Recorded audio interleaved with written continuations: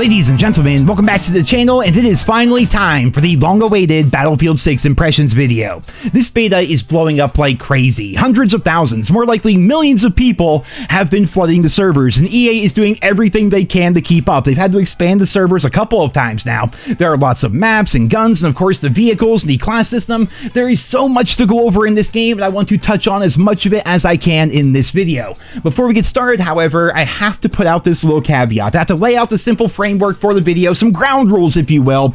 The biggest one would be, I understand that this is a beta. It's not an exact representation of the final product that's going to come out in October, but just like any other beta, that does not make the game immune from criticism. The entire point of a beta is to accomplish three things if you're EA and Battlefield Studios, right? Three things you're trying to accomplish here.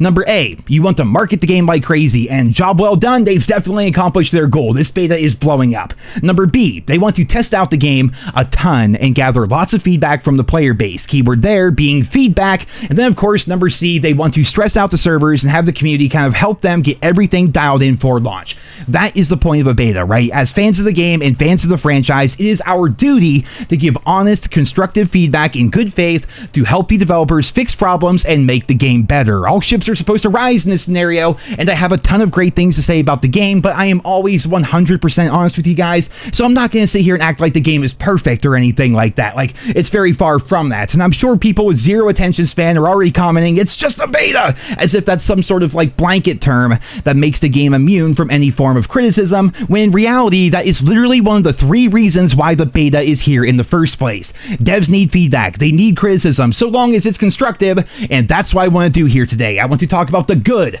the bad, and the downright ugly, of which there is some really ugly stuff with this game, and everything else in between here for Battlefield 6. So without further ado, ladies and gentlemen, let's get into it and try to touch on pretty much everything that the Battlefield 6 beta has to offer. So to start things off here, I think Battlefield 6 is an incredibly enjoyable game to play. I have almost 18 hours in the game already, and the open beta isn't even live yet. I've already hit level 20, and I've done almost every challenge in the game. These challenges are a really good feature in my opinion, because not only does it allow players to unlock a few cosmetics for the full launch of the game, but it also teaches newer players, and even returning players, things about the game and how it should be played. When you're playing Assault, you're supposed to be in the thick of things, right? Taking objectives and pushing the enemy team, and thus, the challenge for the beta is to get close quarters kills. It really makes a ton of sense. Engineers aren't all just about SMGs and shooting rockets at buildings. You're also supposed to be repairing your team's vehicles and getting them back into the fight, so that challenge makes sense as well. Support players are supposed to be reviving others, and recon players need to be spotting. This entire class ecosystem is a big reason why Battlefield is so fun, and how playing the different classes can provide you a unique perspective within the game. Honestly, I love it so far. I feel like support overall is really strong. I feel like Assault is a bit too selfish for me personally, but it's already been announced that Assault is going to be getting the spawn beacon gadget from Recon during the full launch, so at the very least, it seems important to Battlefield Studios that each class is unique while also providing things of value to their team, which is the entire point of Battlefield, right? One of my favorite things about the game is if you're at least trying, you can contribute in one way or another. You don't need to be dropping 40 or 50 kills and slaying out to be an asset to your team. If you're playing Conquest or the other big modes that Battlefield is known for, there are 31 other players on your team. If you're struggling to pick up the game and do well, but you're playing support and making sure your teammates always have heals and ammo, you're contributing. You are an asset to your team. If you're an engineer, and maybe you're not the best gun skill guy, maybe you don't like SMGs all that much, but you are doing your best to shoot rockets and enemy tanks and repair your friendly ones, then congratulations, you're helping. You are an asset to your team. Even if you're that sniper in the back of the map, missing all of your shots and getting 7 kills a game, you're at least somewhat helping with the Recon class automatically spotting most of the people that you're aiming at. The class system is one of the biggest reasons why Battlefield feels the way that it does, but that doesn't come without some controversy, because when it was announced that Battlefield Studios planned to open up the classes and let anyone use whatever weapon category they want, there was some backlash from the old school Battlefield fans. In case you guys didn't know, traditionally within the Battlefield franchise, the classes have been locked, and what this means is Assault players are the only people with access to assault rifles, Engineers are the only players with access to submachine guns, Support players get light machine guns, and Recons get snipers, and those weapon categories are locked to those exclusive classes. classes, right? And locking them in the first place was an interesting way to make each class and each role feel a bit more unique, but there were some drawbacks because say for example, you're playing on a smaller map, maybe a game mode like Domination or something like that, and you wanted to have a motion sensor or a spawn beacon, right? Well, that meant you had to play recon, which likely meant that you had to snipe. Now, there were historically some weapon categories that were not class exclusive, such as the carbines, the DMRs, and the shotguns in Battlefield 4, but you guys get the point. If you played engineer, you could not use an assault rifle. If you played assault, you could not use an SMG. If you played support, you could not do so while using a sniper rifle. It restricted your classes without making you feel completely pigeonholed into that one kind of gun. But with Battlefield 6, they decided to open up weapons for everybody, and personally, I like the change. And I know that old school Battlefield fans don't like it, and weapons don't feel tied to class identity anymore, but the variety that is available makes me feel like I'm playing the class as compared to playing the weapon. I'm an engineer because I want to slow down enemy vehicles and keep my vehicles alive, and whether I do that with the help of an SMG or an assault rifle doesn't change the class really all that much. I think it's also important to remember those class weapon categories from before. Carbines were always sort of like this bridge between a full-on assault rifle and full-on submachine guns, so even as far back as Battlefield 4, classes were starting to open up. There is a version of Conquest in the beta currently that allows players to play classes the old way, and I think that's fine. I mean, giving players choice in how they want to play, so long as it doesn't divide the player base up too much and cause for long queue times, I think that's a good thing. I really do, and so far, I'm pretty happy with how the classes are functioning here within Battlefield 6. Next up, let's talk about the maps and the game modes that are currently available. So far here in the first weekend of the beta, we have 3 maps and a number of game modes for fans to try. You have your more traditional Battlefield modes like Conquest and Breakthrough, which offer like these big team fight battles across giant maps, which in my opinion, like that's like how Battlefield should be played. I'm not talking down to you if you want to play the other modes, but like to me, when I think Battlefield, I think like 32 on 32 or even more than that, right? So you have those game modes, and on top of that, you also have modes like Domination and King of the Hill, which is basically just hardpoint if you're a Call of Duty guy, so it really is the best of both worlds. You have the classic big team Battlefield, and then you have the smaller, more intimate game modes, so no matter what style of play you prefer, or wherever you feel like playing that day, you have options, and I think that's a really good thing, because it allows players to experience the game the way that they want to, and more players is always a positive. Not that Battlefield really needs more players right now, they're freaking blowing up like crazy. Like, these numbers are so far out of this world with the beta. We're going to touch more on that later on, but so far it has been insane. But for right now, let's shift gears and talk about the maps. First things first, they're gorgeous. They really are. Admittedly, I'm playing on a super beefy PC that was made for me by ErockOnTech. There's a link to his channel down there in the description. Huge shout out to that guy because this game is so enjoyable on this PC. It really is. But again, the maps are gorgeous, regardless of what kind of a PC you have or if you're playing on Xbox or PlayStation. Like, unanimously, people seem to agree these maps look really freaking good and they play pretty well overall. I will say, however, and maybe this is more of my own personal expectation or maybe my own personal perception, but these maps are a lot more close quarters than I initially thought they would be. Liberation Peak is about the size and feel I expected most of the maps to be like, but then you have a map like Siege of Cairo, however, which feels and plays completely differently. It's very close quarters, and I'm of two minds about this, right? So number A, map variety is key, and I'm a huge fan of that. I think pretty much everybody is. But on the flip side of the coin, number B, the maps that we have right now feel a lot smaller and a lot more close quarters, which really lends itself to less styles of play and vehicles not really being a factor, right? Like, take the vehicles for example, right? They really aren't that big of a deal so far. Like, every now and then you're gonna have a really good tank player that's like really doing a good job and like hanging in there and putting up big numbers, but a lot of the time the tanks get blown up pretty early and they have a decently long respawn time, and they're sort of just an afterthought after the initial portion, like the initial fight of the game, you know what I mean? Like, I can't be the only person out there who will go engineer at the very start of Siege of Cairo and then do my best to help the big team fight over the C flag and then not run into a single enemy tank for the rest of the match. Like, again, 18 hours into the beta so far, and vehicles don't really seem to be that impactful. I have seen that criticism online as well. Like, these maps are not really vehicle-focused maps as much, but that might change in the future as fans get better with the vehicles. But I'm also seeing like a lot of assault rifles and a lot of submachine guns. I'm not noticing as many people running light machine guns, for example, when they play support, or recon players actually sniping. That sort of goes goes back to what I was talking about with them opening up the classes, but I feel like the same thing would have happened regardless. If support players could not use assault rifles, they'd be using carbines, for example, or shotguns, for example, right, on these particular maps because they are very close quarters. And honestly, it really doesn't feel like I remember Battlefield feeling back in the day. Now, it is worth mentioning that we currently only have access to 1/3 of the maps that are going to be available in the full launch of the game. A 4th map will be coming out next weekend for the second part of the beta, so I'm sure there is going to be a ton of variety when it comes to these maps. I'm just curious, however, if the beta maps that they chose to give us are indicative of the design philosophy that they have for the rest of the maps moving forward. Like, I guess we're just gonna have to wait and see when it comes to that, but right now, it's definitely a bit of a tone shift for Battlefield. It's a lot more focused on like infantry combat and close quarters and everything else, whereas back in the day, vehicles were a bit more prevalent, sniping was a bit more prevalent, and you just had a bit more room to breathe, I suppose is the best way of putting it. So I am interested to see what that 4th map is going to feel like. I'm interested to see how the other game modes are going to work, Rush in particular. I love Rush. And then, of course, how the rest of the maps are going to be. So right now, it's all kind of up in the air, but I'm curious to hear what you guys think about the maps down there in the comment section. Next up, let's talk about netcode, hit detection, and how the game feels as a whole, because when I was watching early footage of Battlefield 6, I got the idea that gunplay was going to be incredibly smooth and tight as compared to the older games, and that's true. It really is. However, there is something seriously off about the netcode so far within the beta, and it's causing a lot of inconsistencies when it comes to gunfights. I know I can't be the only person experiencing this. Like, one game, you are frying. You can't miss. Like, your hit detection is on point. Like, everything feels amazing. And then the next game, you can't seem to get a kill, and nothing really changed about the players in the lobby or your ping or anything like that. Dying around corners is also relatively common, but because a lot of the walls can get blown up, it's not as big of a deal as it might be in other games. A good example of that would be X-Defiant. We were always dying around corners with an X-Defiant.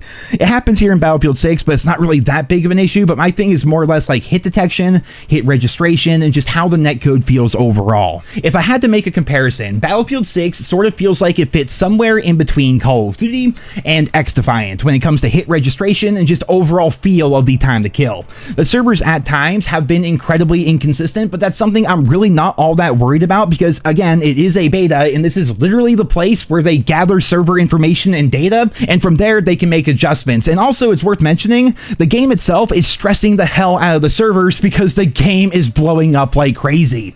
On the Steam platform alone, the beta peaked at 334,000 players. Again, just on Steam, not counting Xbox, not counting PlayStation, or even the EA app, right? This is only one platform during the early access portion of the beta, and just think about that for a second here, man. It's not even open to the public yet, and it has 250,000 people playing the game on Steam alone at the very moment I am recording this video. That is freaking insane. And I know this is a Battlefield video, but you guys know me as well. It's also a Nero video, and I have to poke fun at Activision here.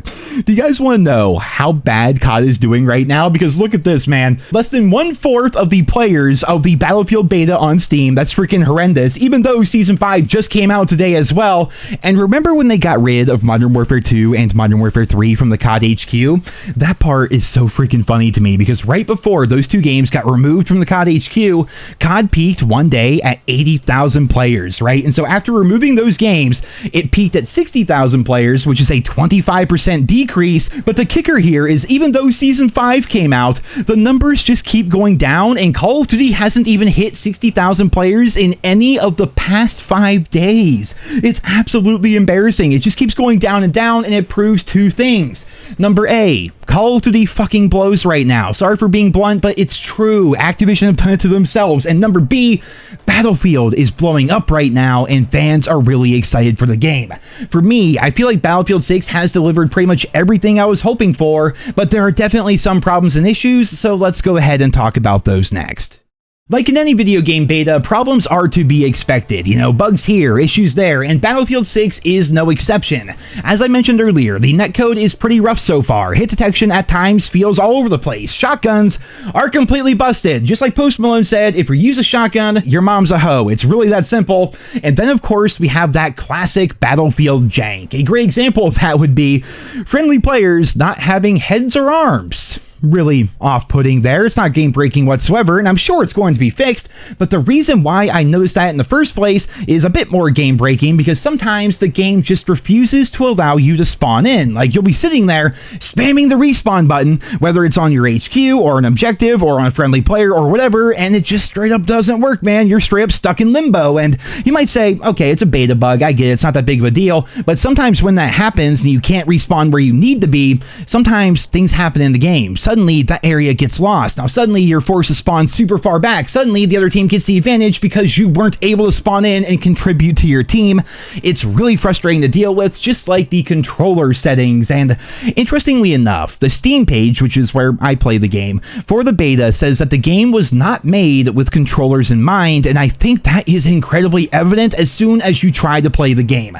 When navigating the respawn screen, it's sometimes really hard to precisely click on the player or the objective you want to spawn at. Like, it's really loose and just doesn't feel good. And then you have the controller settings themselves feeling so janky, so much so that it took Exclusive Ace over 20 minutes to go over and explain how to make your controller not feel terrible. Like, if that's not indicative of how bad the controller settings are in this game, I'm not sure what else would be. And you then, after all of that, ladies and gentlemen, have the menus. And I don't think it's outlandish to say, and I don't think it's hyperbole, I'm just gonna come right out and say it with my chest.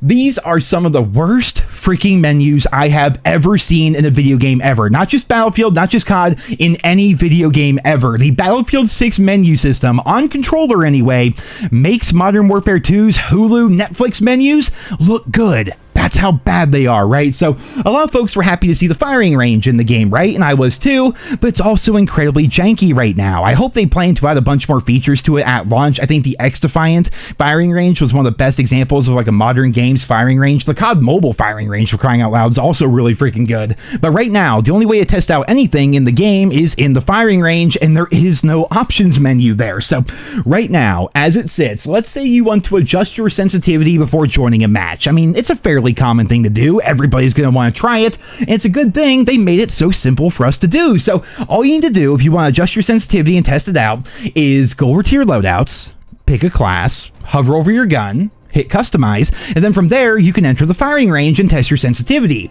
Now, if you don't like the default sensitivity, it's pretty simple. All you have to do is press start, go down and click exit the menu, back out of the gun, back out of the class, press start once again and open the options, go down to controller, press Y to edit settings, find your controller settings at the top, press A, then press A again for some reason to enter the option, and then adjust your sensitivity. It's really that simple. And then from there, you just back out, you go back to loadouts, you go back to your class, you go back to your gun, you click on customize, you go to the firing range, and you can try out your new sensitivity. And if you don't like that sensitivity, well, you just have to repeat all the steps I just said. It's really that simple, guys. It's not a headache whatsoever. And I know there's a firing range option in the main menu, but come on here, guys. You know exactly what I'm saying here. These menus are hot garbage. They are awful. They feel like they were actually designed by somebody who is actively trying to make them as unresponsive and as unintuitive as possible. They just need to straight up change. Like, full stop. They have to change. I know betas are used to test things out and gather feedback and everything, but how many examples can you think of where developers completely overhauled their entire UI and their entire interface, right? It doesn't really happen all that often. This is what they plan to do with Battlefield 6, and it's horrendous. So it needs to be one of their highest priorities, because I can't imagine trying to navigate this absolute dumpster fire with the full launch of the game. Like, think about it, man. Like, right now we're playing a limited build. Right now we don't have character customization. We don't have player stats or leaderboards or challenges or medal tracking or anything else that we can expect from a Battlefield game, and it's already terrible. So it's only going to get worse when they add more options and more menus and more features. And so here's the hoping that they change up this interface entirely before the full launch in October.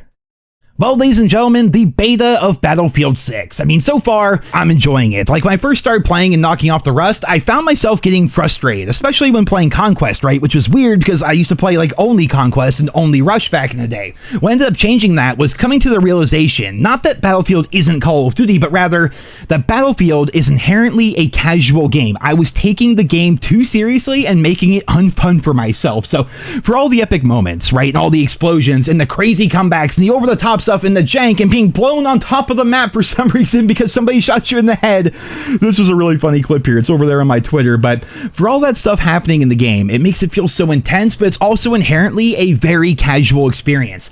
I found myself getting frustrated playing Conquest, which is 32 on 32, mind you, and watching my teammates suck, and looking back with a clear head and not being actively in the moment, I was an idiot for thinking I'd have competent teammates in the first place, right? Like, it doesn't matter how good your squad is, one squad can't carry an entire 32-man team. You can certainly help out a ton, but you can't carry them all to victory. And just look at this game from the other day. Like, I played for a couple of hours when the beta first launched, and then I finally got some sleep. When I woke up, I booted up the game with my buddy Tate, and our first match on, we were matched against Tim the Tatman and Nick Merckx and the rest of those guys, right? And by the end of the match, they absolutely slayed out. Like, they did really good. I still somehow got a 2 KD against them, but they did really good. But they ended up losing by a ton. It just really goes to show that, like, you can't take it too seriously and you can't get too upset with the game because the game is so random when you have 32 people on the other team and 31 other players on your team.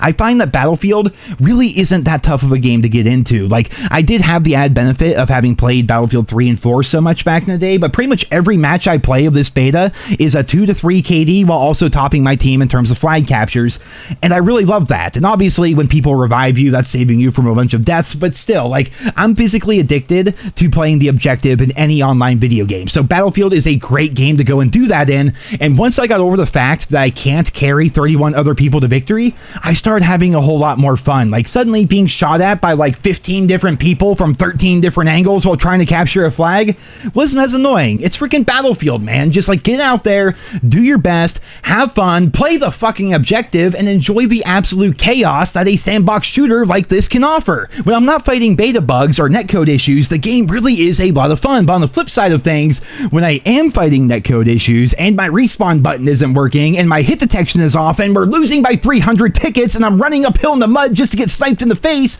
the game's also incredibly frustrating. Like, I'm not gonna lie to you guys, there are times where this game is straight up really frustrating, but the highs and the lows of this game are part of what makes it so fun and so memorable, and a lot of those lows are solely due to the fact that we are still in beta and the servers are completely overwhelmed right now.